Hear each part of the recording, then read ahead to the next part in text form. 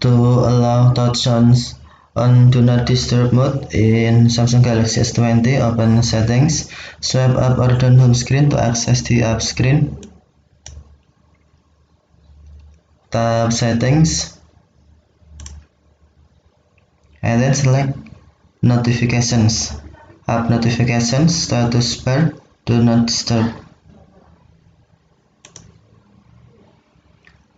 Tap Do Not Disturb. Select Allow Exceptions.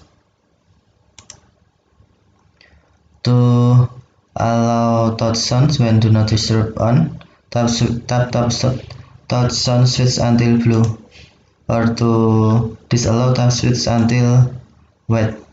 When you enable touch sound when Do Not Disturb on, you can still hear the touch sounds.